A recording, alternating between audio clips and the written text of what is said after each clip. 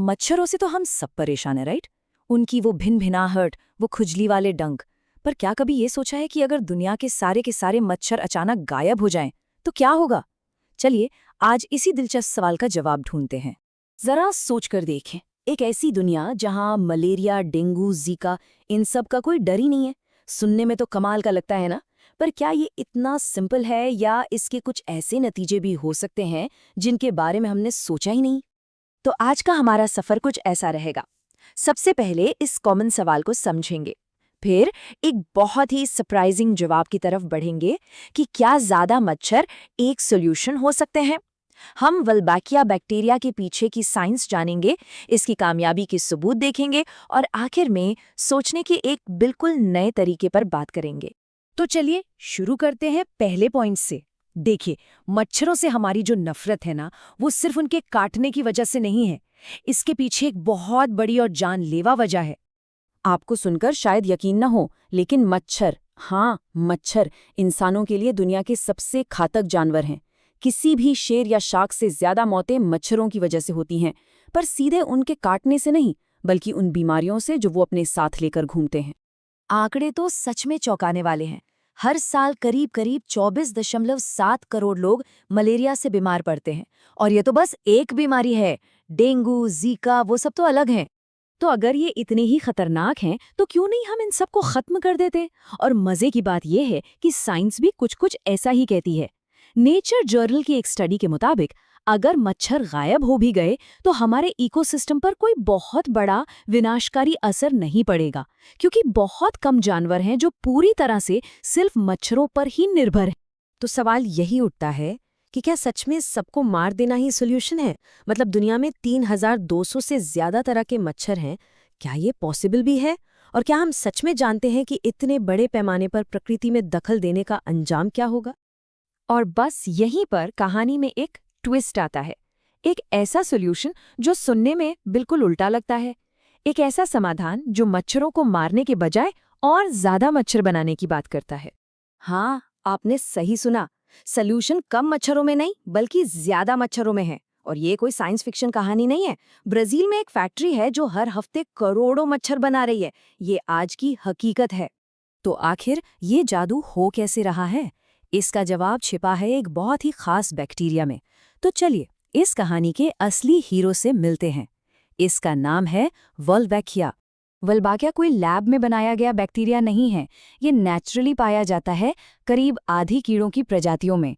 और सबसे इम्पोर्टेंट बात, ये इंसानों के लिए पूरी तरह सेफ है। असल में हम सब कभी न कभी ऐसे मच्छर से कटवा चुके हैं जिसमें पहले से ही वल्बाकिया था। तो सवाल ये है कि ये काम कैसे करता है? सिंपल भाषा में कहें तो जब वल्बाकिया मच्छर के शरीर में होता है तो वो डेंगू या जीका जैसे वायरस को जगह ही नहीं देता। ये एक तरह से वायरस के साथ कंपटीशन करता है और उसे पनपने से रोक देता है। मतलब मच्छर तो है, पर वो बीमारी नहीं फैला सकता, उसे बेसिकली डिसार्म कर देता है।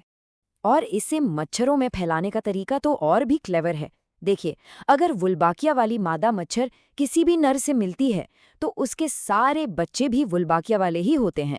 बस इसी तरह कुछ ही जनरेशन्स में पूरी की पूरी मच्छर आबादी गुड मस्कीटोज में बदल जाती है।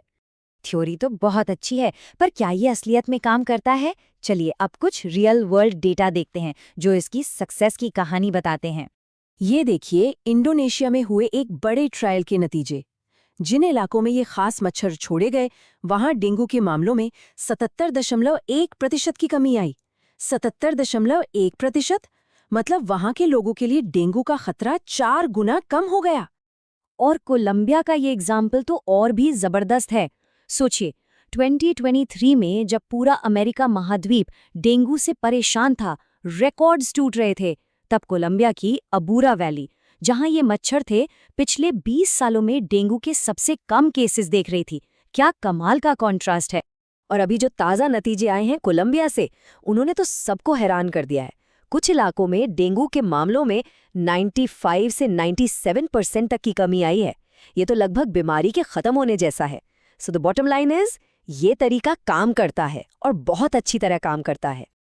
और ये कोई छोटा मोटा लोकल एक्सपेरिमेंट नहीं है। ये टेक्नोलॉजी अब 14 देशों में इस्तेमाल हो रही है। और सबसे अच्छी बात यह है कि एक बार इन मच्छरों को छोड़ने के बाद आबादी खुद ही इसे बनाए रखती है। ब्राजील तो अब इसे नेक्स्ट लेवल पर ले जा रहा है। एक ऐसी फैक्ट्री बना रहा है जो हर हफ्ते 10 करोड़ मच्छर बनाएगी। तो ये सब हमें इस पूरी चर्चा के आखिरी और शायद सबसे जरूरी हिस्से पर लाता है। ये सिर्फ एक टेक्नोलॉजी नहीं है, बल्कि ये प्रॉब्लम्स को देखने का एक बिल्कुल नया नजरिया है। मतलब प्रकृति से लड़ने के बजाय उसके साथ मिलकर काम करने का तरीका। हाँ, एक बात साफ करना बहुत जरूरी है। ये तरीका वैक्सीन या दूसरे पब्लिक हेल्थ मेजर्स का रिप्लेसमेंट नहीं है, बल्कि ये उन सभी कोशिशों के साथ जुड़ने वाला एक और पावरफुल टूल है। आखिर में ये सारी कहानी हमें एक बहुत अच्छी बात याद दिलाती है कि कैसे आउट ऑफ द बॉक्स सोचना और कभी-कभी बिल्कुल अनएक्सपेक्टेड अप्रोच अपनाना सचमुच में करोड़ों लोगों की जिंदगी को बेहतर बना सकता है। कभी-कभी सबसे बड़ी समस्याओं का हल सबसे अनएक्सपेक्टेड जगहों पर छिपा होता है। और ये हमें एक बड़े सवाल के साथ छोड़ जाता है। प्रकृति के साथ मिलकर काम करने का ये जो आइडिया है, इसे हम और कहाँ-कहाँ अप्लाई कर सकते हैं? ऐसी और कौन सी बड़ी चुनौतियां हैं जिन्हें हम इसी तरह के क्रिएटिव तरीकों से हल कर सकते हैं? सोचने वाली बात है।